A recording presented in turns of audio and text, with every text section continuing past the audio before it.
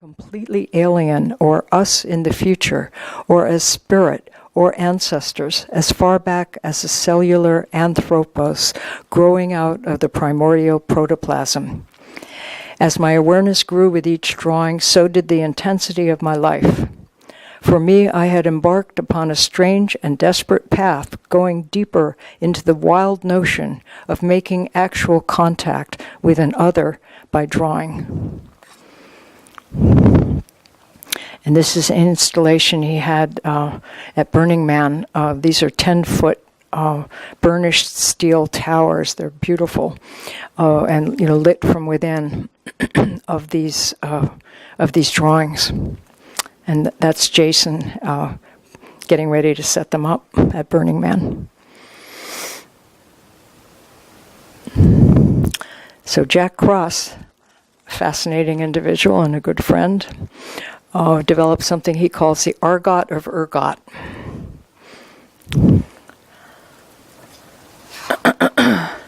Here's what I have to say about his work, and then I'll give you something of his.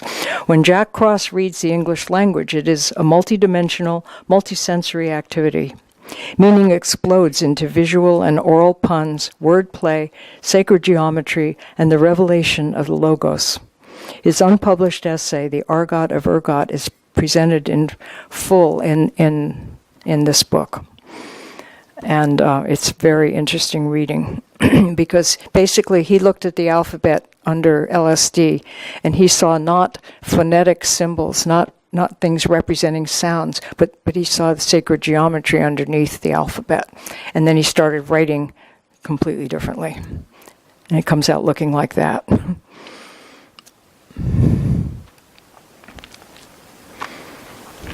Don't try to read all this now, but just get the sense of it.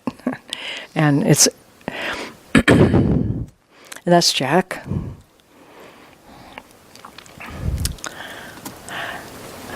And next we have I want to say I forgot to read you what Jack said about argot. He said, argot is a specialized idiomatic vocabulary peculiar to a particular underworld group, devised for private communication and identification. Translation, argot is a secret language of criminals. Ergot refers to the fungi, Claviceps purpurea, which develops on grains, mainly rye plants, and contains the alkaloids of lysergic acid diethylamide. Ergo, the argot of ergot is the secret language of LSD.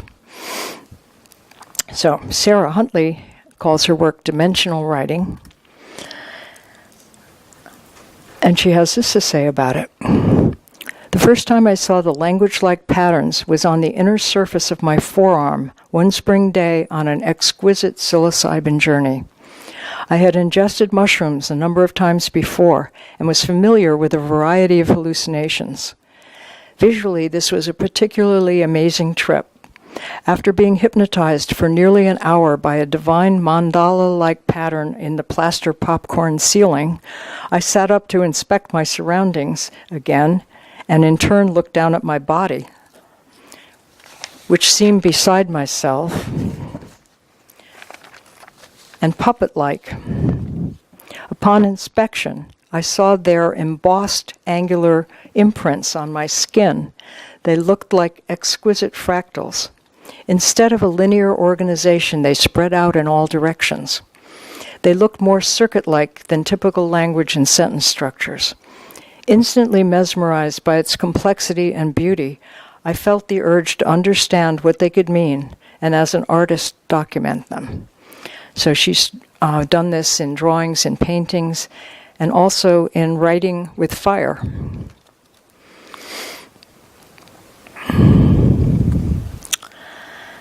Sylvia Sotomayor is a woman with deep linguistic chops. She actually really knows linguistics, and she developed the Kelen language, which looks like this.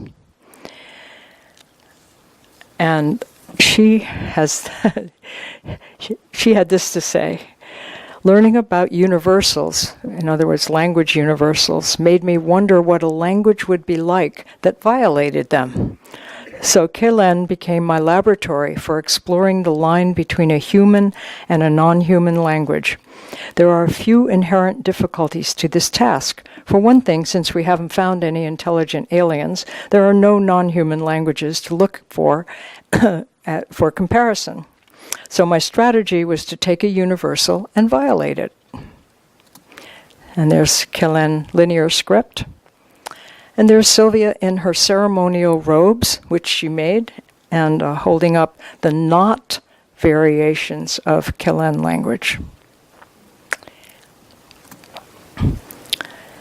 And the last one I'm going to show is Lauren Fetterman, who is somebody who just very recently got in touch with me from England.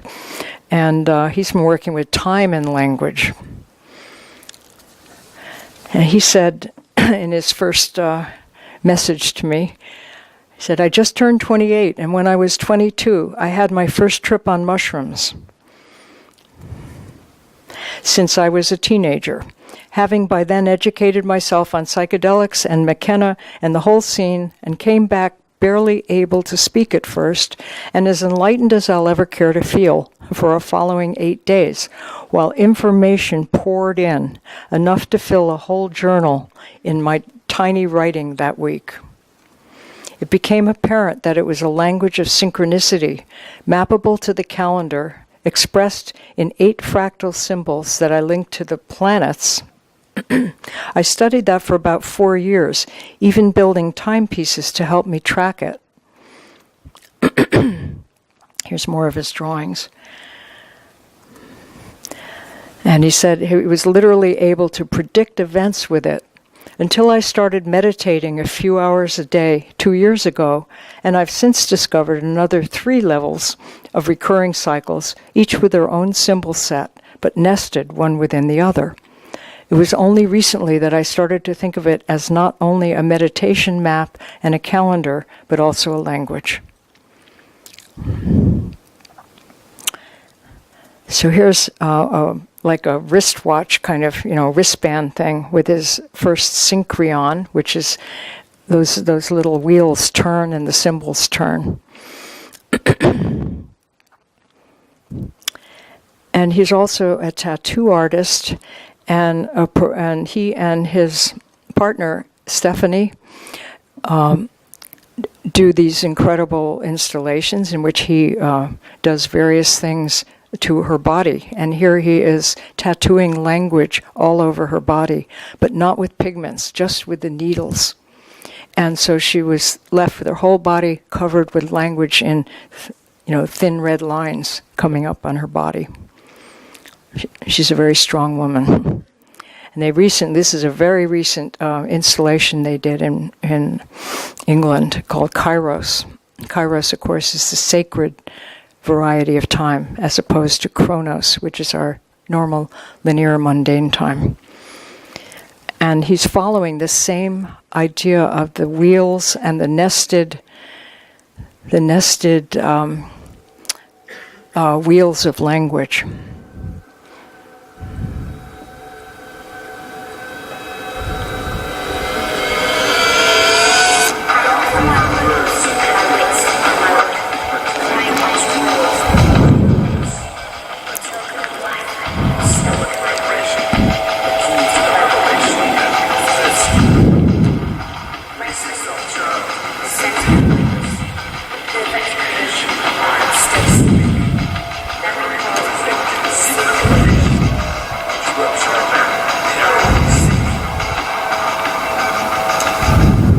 That's just a trailer. They're going to make a whole documentary of that installation.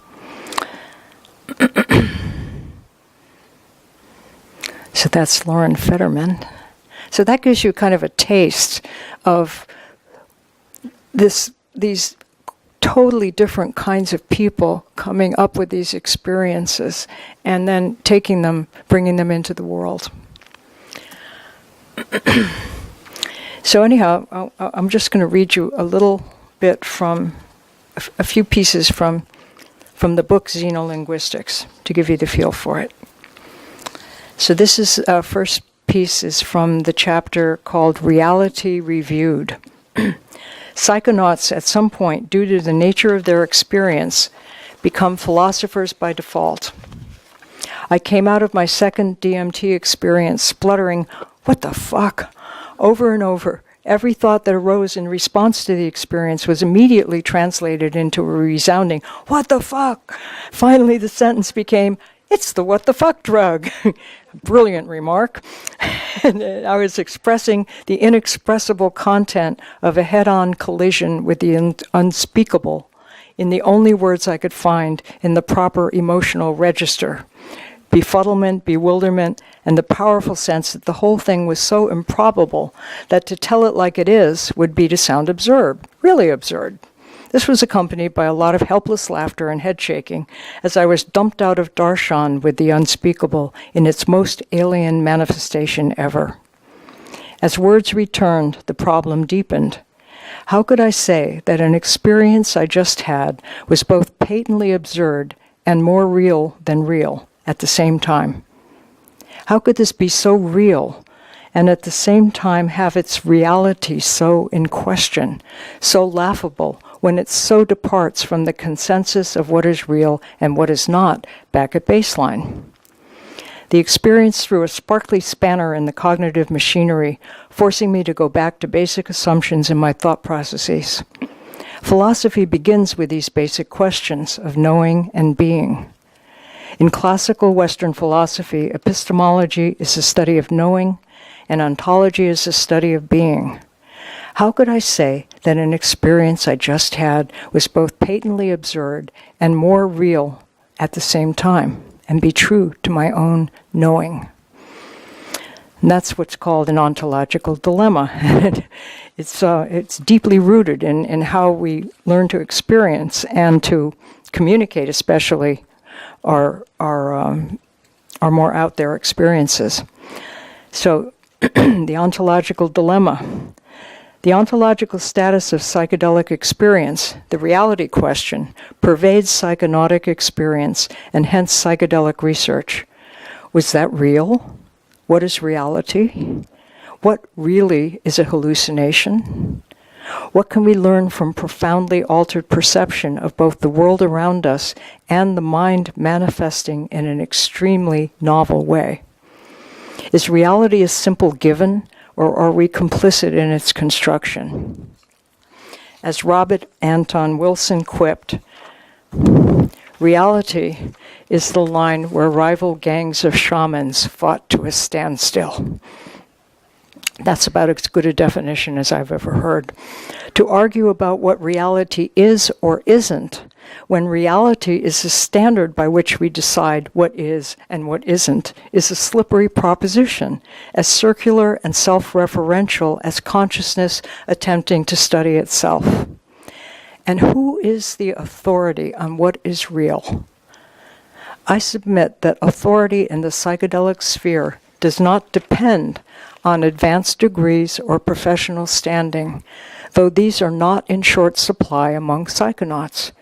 Rather, their authority comes from evidence of practice, especially self-reflective practice, combined with rhetorical skill. And here's another section from the chapter called Contact with the Other. The individual psychonaut flying solo, no matter what the knowledge agenda brought to the experience, has embarked on a path of self-knowledge and change. Whether or not this knowledge or these inevitable changes become useful, much less adaptive, for the individual or her community, is a matter of perspective and values. Clearly, one person's creative adaptation to life may represent an unmitigated disaster for someone else, either as their own path or in the fallout from a changing relationship with the psychonaut. Ordinary waking consciousness, with its flow of thoughts and emotions, is the interior landscape we are immersed in and seldom aware of, the situation of the fish in water. But with the radical shifts in the felt qualities of consciousness that happen in psychedelic states, consciousness itself is brought to the foreground, becoming its own object. The opening of normally out-of-view parts of the mind brings forward forgotten memories that can have profound impact when reviewed in a psychedelic state. Self-knowledge can extend beyond the contents of the personal unconscious into deeply transpersonal knowledge. In my own experience, my central focus for 10 years of solo psychonautic exploration was on language and gaining further knowledge about the glide download. But this was accompanied by the incremental, selective dismantling and reconstruction of my way of doing business in the world, call it ego or personality, as an unavoidable part of the process, at times difficult in the extreme, but steadily productive. Life changed for the better, especially in the healing of a lifelong pattern of recurrent depression and anxiety, making joy the new baseline. And these were the side effects. The experiential knowledge of myself as intimately and sacredly interconnected with the world of nature and other beings is a precious psychedelic gift given to many, a hope and a promise that the human world, for all its craziness, still has great things in store. This vision, presented again and again in a variety of forms, became a stable reality across states of consciousness, and was the context in which the more personal challenges could be confronted and overcome. Does the transcendental viewpoint help in daily life? I'd say so. And the last passage I'll read is from the last chapter, called the last chapter, which is A Reasonable Hope. To move beyond the veil of natural language in the course of a psychedelic session is to leave behind the symbolic framework with which one constructs and supports the default world. I enter new worlds, unlanguaged as an infant might be, open to wonder. What was moments ago mundane is now miraculous, as Aldous Huxley viewed the folds in his flannel pants with awe. I revel in the sensuous presence of a world without names, Eden before it became a botanical garden with labels on flora, fauna, and our feelings of superiority regarding them. Cognition and natural language clearly part company. Cognition is free to apprehend novel linguistic structures that construct realities on different principles, forms of cognition that do not depend on natural language. To know what is going on during a psychonautic voyage, when the what is mind-bogglingly novel, and when the tools to describe the, and now I'm quoting Terence McKenna, the unspeakable translinguistic, fluidly changing opalescent hyperdimensional shit, when those have all been left behind, those tools, is itself a cognitive adventure of such novelty that it belies description in less than extravagant language, a babble of adjectives, or a contortionistic reflexivity. Language in altered states reveals the creative potential in structuring reality, from primitive word magic to the ingression of the logos to create a world in the beginning. The Pentecostal reappearance of the Holy Spirit in the upper room delivered a new linguistic ability to speak in tongues, in the language before words, that can be understood by all. The magical properties of the word, the tapping of the imagination, and the epistemological potency of translinguistic matter postulate forms of language as a creative mechanism for creating reality or worlds. The serpentine form of DNA remains central to the psychedelic linguistic vision, its efficacy as a sacred script by which we are spoken and maintained in existence at every moment, at every scalar level. The intertwined serpents of DNA as a universal symbol became the tree of knowledge, the Akashic memory store of the biosphere, and in alchemical extensions of this vision, the stone itself.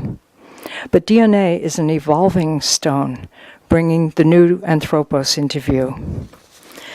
The authorized research on the use of psilocybin to ease end-of-life anxiety and depression by Charles Grove, Roland Griffiths, and their teams at UCLA and Johns Hopkins uses protocols essentially established by Stan Groff's psychotherapeutic LSD work at Spring Grove and Maryland Psychiatric Research Center in the late 60s and early 70s. The medical, psychiatric, psychotherapeutic model of psychedelic use is the channel for all authorized psychedelic research involving humans at present. Relief of the problems of the human condition is also, of course, the province of religion and spiritual practices of all kinds, and psychedelics seem to have been used sacramentally since prehistory. The Santo Daime and UDV churches have moved out of Brazil into the United States, Canada, and Europe, bringing the visionary states with them. In the current medical model, in which psychedelic legitimacy is being pursued, there is great promise for the relief of human suffering, the suffering of the dying, the suffering of veterans and others with severe PTSD, the suffering of addicts, and the suffering of persons on the autistic spectrum from anxiety. But it is hard to imagine how all the other uses that psychonauts are making for these substances will be legitimized if the model for use remains limited to doctors, illness, disease, and prescribed drugs. In addition to the underground network of psychedelic therapists, psychonauts are using psychedelics in spiritual practice as artistic adjuncts to explore nature, for creative problem solving, and to experiment with new forms of community, and guess what? To have fun. And goddess forbid, sometimes we use these substances when we want to dance ecstatically or just have a vacation from the confines of the default world and the same old self. But this kind of activity invokes the dreaded recreational label that sober scientists in suits making the case for prescription medicines wish to avoid. The question, when did it become bad to recreate ourselves, is beyond the scope of this book. These substances are found in plants, animals, and fungi that grow in the wild or can be cultivated. They are part of the human environment, and in our bodies as environment as well in our endogenous DMT. As such, they will continue to be explored. The R&D of psychonauts, our methods, creative production, our insights and pratfalls, as well as the alchemical recombinatorics that is churning out ever more psychoactive substances for the high-profit black market, continues at a greater pace and sophistication and quantity than ever before.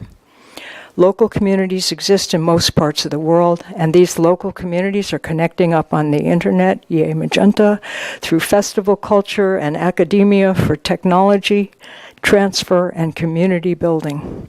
There's a psychedelic documentary industry bringing the latest news on ayahuasca culture, ibogaine use and addiction, drug policy reform, and the social history of psychedelics. Psychedelic culture is percolating through global society because psychonauts can be found in every walk of life, from CEOs to farmers, nurses, and teachers, and librarians, etc., etc. We can be found in force in all media industries, on the creative artistic side, where synesthetic awareness informs our media surround, as we continue to shift the balance in communication technologies to the visual, the moving, and the immersive. And there are plenty of psychonauts in the programming engineering end of media as well.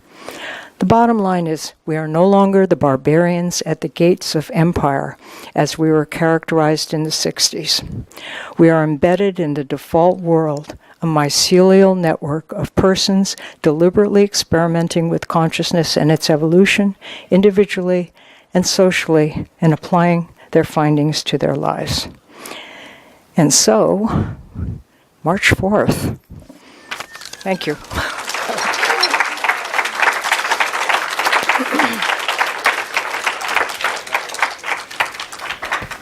Okay, we have time for a few questions. If you have any questions, please raise your hand.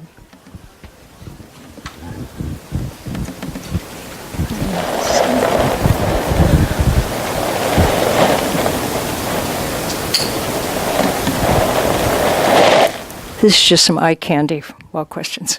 Cool.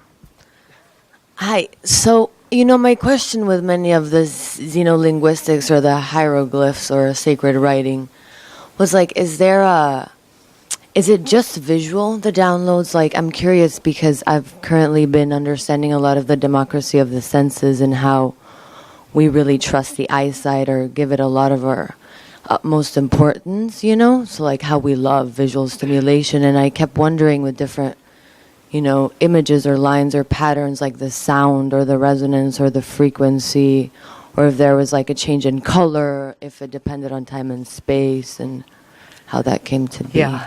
One of the things that I'm trying to collect now are the sonic versions of people's linguistic downloads. There's lots and lots of sound, song, glossolalia. I don't even know, you know, bird languages, animal languages, all kinds of things that are happening on multisensory modalities, I guess, in all different forms. So yeah, and it's just easier to show the visual here. And I haven't collected enough of the verbal to show it, but that's in process. Thanks. Hi, over here. Hello. Hi, appreciated your point about citizen science versus authorized science. I'm just wondering, and I've been interested in this topic too, reading about the way Goethe understood the natural world, and also the work of Henry Bartoft, and recently Henry Bartoft. Recently Stefan Harabuna. Just wondering if you've looked into, you know, I mean, they describe modalities of knowing that are more holistic, and is also related to, in my opinion, to the psychedelic experience, in terms of knowing, for instance, knowing different types of organisms, knowing a frog through the eyes of a frog, not through looking at a frog through the eyes of a human, right? And the psychedelic experience does allow that to happen because consciousness becomes malleable, as we all know. So, well, anyway, I just wondering, because I was excited to hear about it from you, wondering if you've looked into that direction.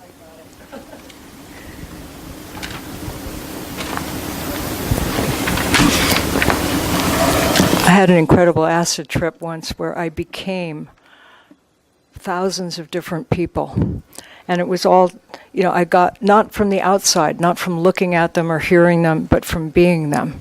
It was knowing by being as opposed to knowing by looking or knowing by, and I think that's what you're talking about. And yes, animal experiences, the whole works. But I would catch me after. I want to get that reference, because I'm very interested in that. I'll give you one. David Abrams' work, The Spell of the Sensuous, that's incredible. And he talks really about the origins of language coming from our direct relationship and listening to nature. And and from the languages that nature is constantly speaking, everything's alive once you perceive it as sentient. So. Diana? Hi.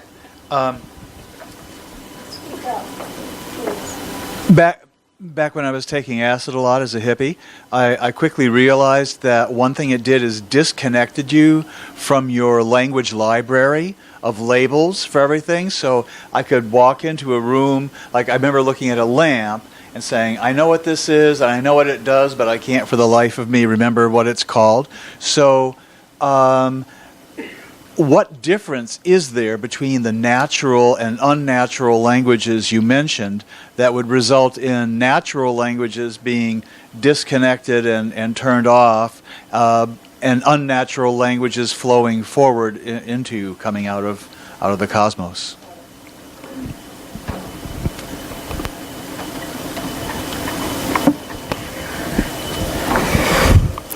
I think that, and there's no research on this, and this is just my opinion, my speculation, but I think that obviously in some way these substances affect the language areas of the brain, and especially the areas that create language.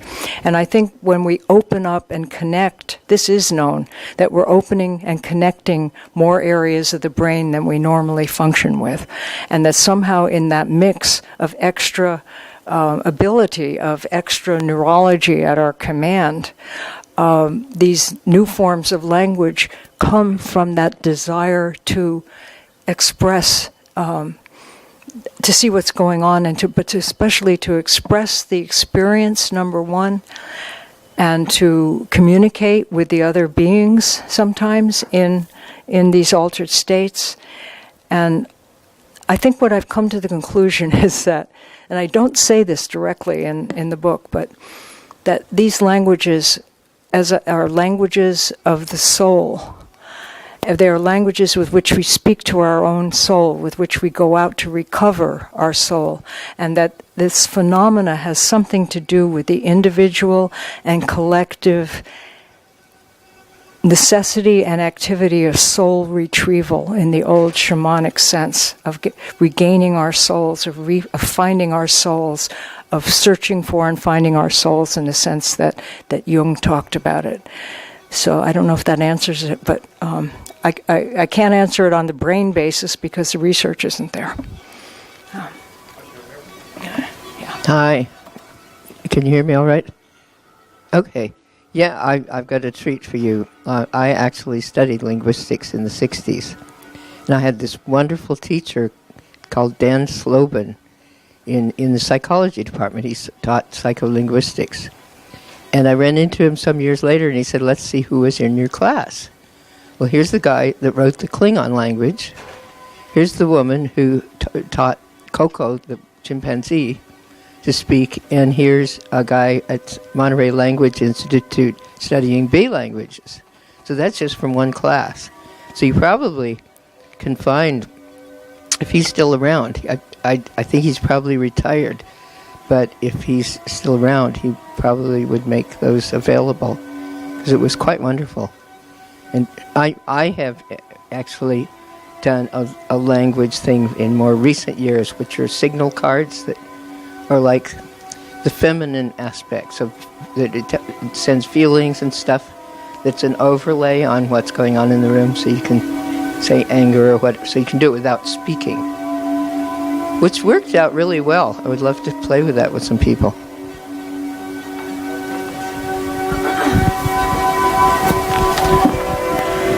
I would love to have that reference, and if you would make sure you give it to me, I will follow through on that. That sounds extremely interesting. Sorry. So, okay. You touched upon it right at the end of your presentation, which is, and imagine doing psychedelics or entheogens for fun. And so my question is, inside the idea that language creates our reality, how are we making ourselves victims as human beings by calling the plants medicines? Because I'm wondering, is there ever a point where as a human being, the wounds are healed and we're whole and holy and full, and then we engage with the plant and we don't relate to it like a medicine anymore, but we relate to it as an awesome, fun, visionary, meaningful experience?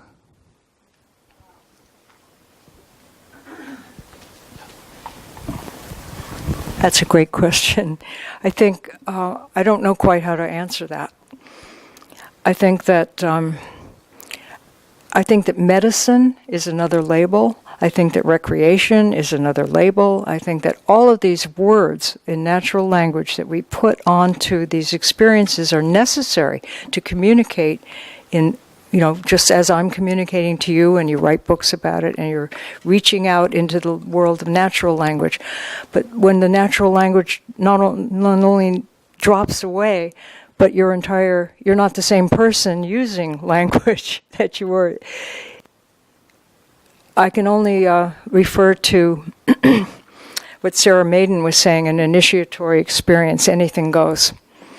And I don't think we should limit our idea of what we can do with these almost completely unexplored, in certain ways, substances. Thank you very, very much. You're very patient. Stay so late.